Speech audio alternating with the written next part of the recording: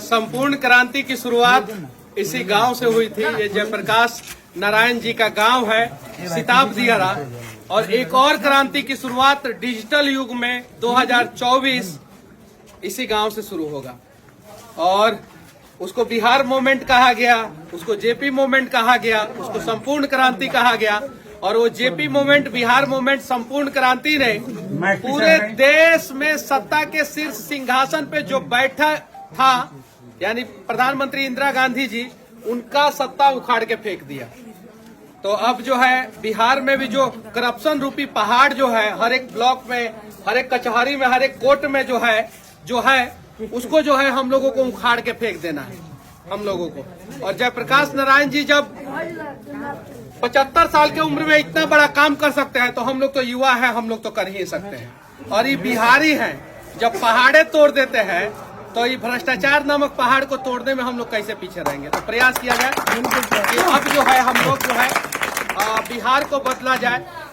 और जो राजनीति कर रहे हैं उन्हें बताया जाए कि जयप्रकाश नारायण जी का आखिर सपना क्या था और किस प्रकार से राजनीति करने का वो सपना देख के जो है बहुत सारे नेताओं को देश के हर एक कोने में पैदा किए थे, हर एक कोने में पैदा किए थे।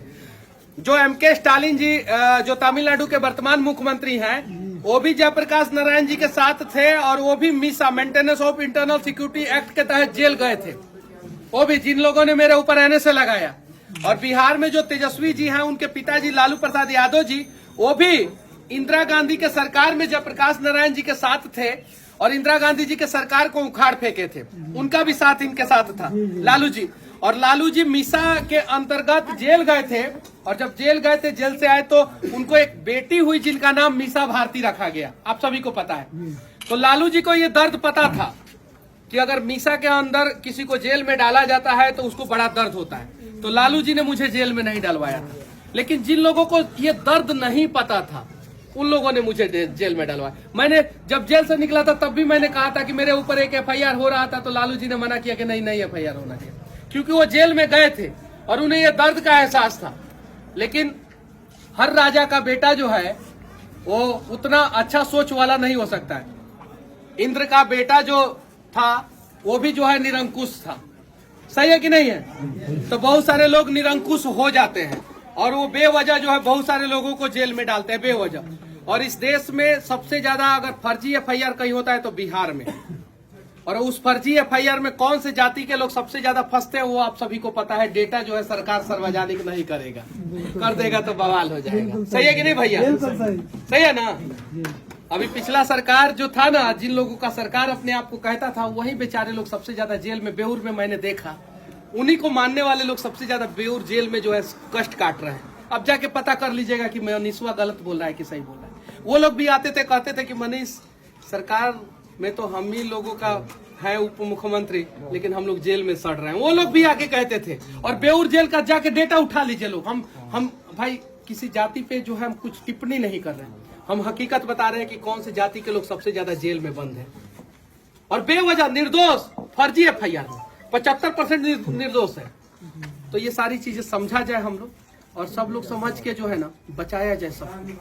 अगर आपके माता पिता बच्चे अगर कोई जेल में चले जाते हैं, निर्दोष चले जाते हैं, तो बड़ा दुख होता है। तो हम लोग जाति पार्टी से ऊपर उठ के थोड़ा सा सोचा जाए। और इन्होंने जब नेता बनाया ना, तो रामविलास पासवान जी से लेके, लालू प्रसाद यादव जी से लेके, एमके स्टालिन जी से लेके, ललन सिंह से लेके, नीतीश कुमार से लेके, चंद्रशेखर से लेके, मतलब इन्होंने जाति नहीं देखा, हर जाति के टैलेंटेड युवाओं को आगे लाया कि नहीं? और इन्होंने अपने परिवार को लाया क्या आगे?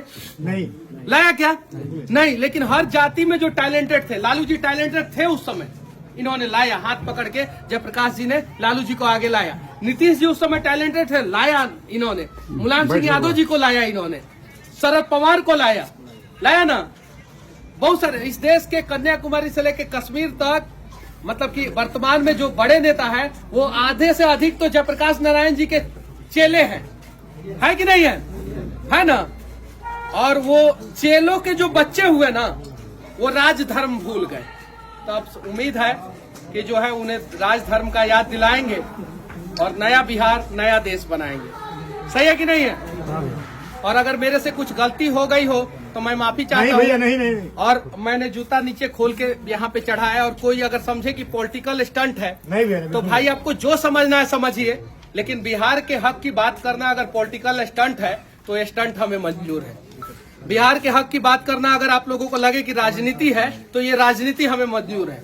और बिहार के हक की बात करना अगर लगे कि अपने लिए बात कर रहा है तो ये अपने लिए बात करना मुझे मंजूर है।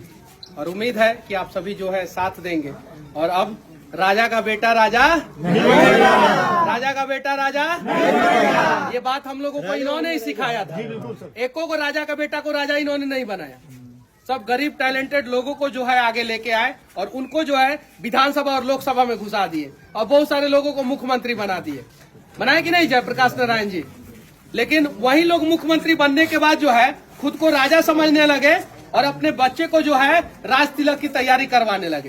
तो अब आप लोगों में से कोई ना कोई राजा बनेगा।